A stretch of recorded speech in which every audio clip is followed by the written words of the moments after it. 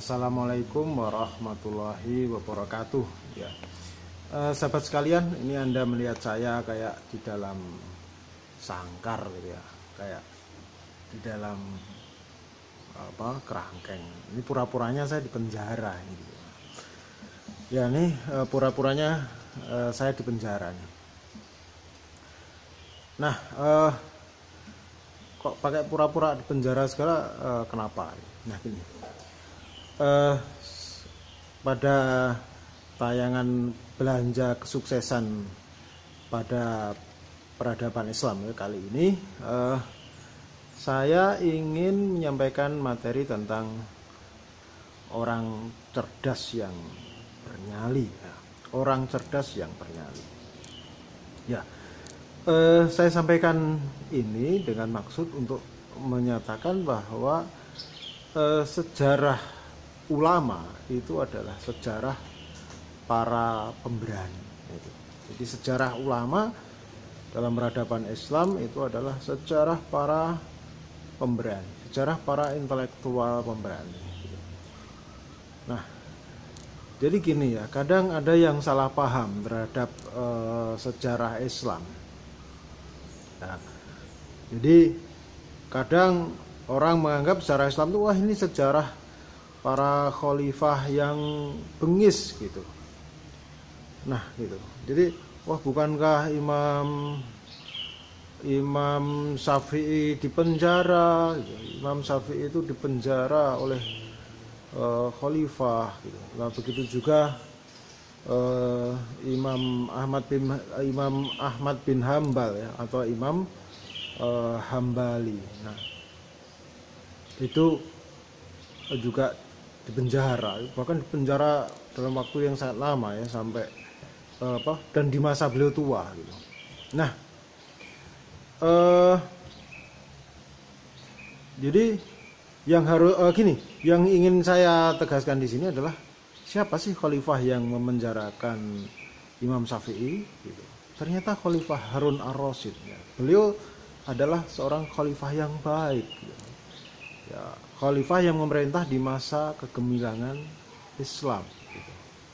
Dan siapa sih yang memenjarakan Imam Ahmad bin Hambal ya, Imam Hambali ya. Ternyata adalah Khalifah Al-Mu'tasim Billah gitu. Yang beliau juga seorang khalifah yang baik, khalifah yang menyelamatkan seorang wanita yang dihinakan kehormatannya oleh orang-orang Romawi. Nah, kemudian wanita tersebut berteriak wa mu'tasama. Nah, kemudian Khalifah Al-Mu'tasim Billah mengerahkan pasukannya ya, dari Baghdad menuju kota Amuriyah gitu, di mana pasukannya itu panjang sekali sehingga kepalanya sampai Amuriyah, ekornya ternyata masih di Baghdad. Nah, kemudian pada akhirnya tentara Romawi yang menghinakan wanita ini ya terkalahkan ya, 3.000 tentara Romawi tewas dan 30.000 lainnya tertawan. Beliau ya Khalifah Al-Mu'tasim Billah adalah khalifah yang sangat dihormati ya di dalam peradaban Islam.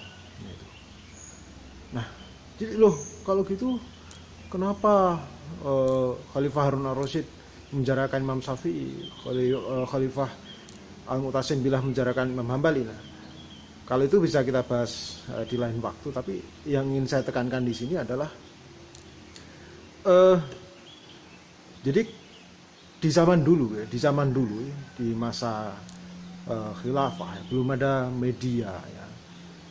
Jadi dan tidak ada media, tidak ada buzzer ya, dan sehingga tidak biasa melakukan pembunuhan karakter. Kalau sekarang kan ada musuh yang dianggap mengganggu pemerintahan ya, di berbagai belahan dunia ya, nanti bisa digebuk oleh buzzer atau media. Nah, itu.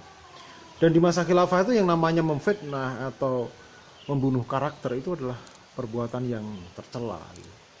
Jadi kalau ada orang yang dianggap mengganggu negara ya sudah ditangkap saja. Nah, seperti itu. Tetapi itu adalah hal yang sering terjadi di berbagai negara di dunia, dan kerajaan-kerajaan di belahan dunia yang lain selain khilafah ya, seringkali rajanya jauh lebih bengis, lebih kejam daripada orang-orang yang memerintah di dunia Islam gitu. Jadi bukan sejarah khalifah yang bengis yang lebih tepat, tetapi sejarah para ulama pemberani, sejarah para ulama pemberani itu yang lebih tepat. Dan para ulama itu datang ke para khalifah itu bukan dengan kebencian begitu, bukan dengan kebencian ya, tetapi ya datang dengan justru kecintaan. Para ulama itu datang pada khalifah dengan dua jenis perasaan yang bertolak belakang, dan ini suatu yang istimewa sebenarnya. Di satu sisi datang dengan penuh cinta, tetapi di sisi lain juga datang dengan siap dibunuh. Wah, ini kan luar biasa. Loh, kok bisa seperti itu? Jika Anda pernah lihat film The Last Samurai ya, di mana Katsumoto mendatangi kaisar Jepang, itu ya kenyataan seperti itu terjadi. Nah, jadi kenyataan seperti itu terjadi. Nah,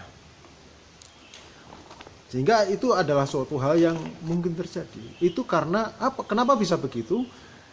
Karena justru itulah tuntutan peradaban untuk menyelamatkan peradaban itu sendiri. Nah, sahabat sekalian, jadi kalau kita lihat dalam sejarah Islam, banyak ulama yang semacam itu, yang tegas-tegas terhadap para penguasa. Ya. Selain Imam Syafi'i, Imam Hambali, ada Imam Nawawi, ada Imam Abu Hanifah. Nah, banyak ulama-ulama yang seperti itu. Di masa Bani Umayyah ada Sa'id bin Jubair misalkan. Banyak ulama-ulama yang semacam itu. Gitu. Jadi memang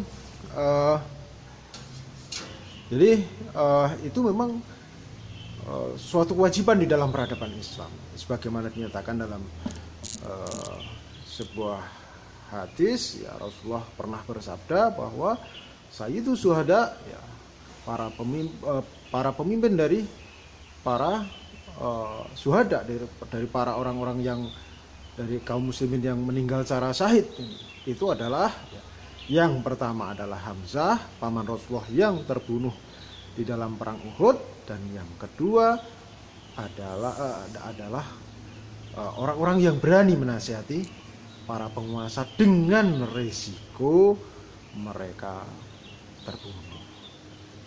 Sahabat sekalian, jadi memang itu metode di dalam peradaban Islam. Jika di dalam peradaban Hindu, raja itu yang dikhawatirkan raja itu adalah kutukan para Brahmana, sementara di dalam peradaban kapitalis demokrasi yang ditakuti para presiden adalah impeachment dari senator. Nah, kemudian di dalam peradaban Islam yang ditakuti para khalifah itu adalah didatangi para ulama. Itu adalah bagian dari penjagaan peradaban. Demikian yang bisa saya sampaikan pada pertemuan kali ini. Semoga bermanfaat. Saya akhiri. Wassalamualaikum warahmatullahi wabarakatuh.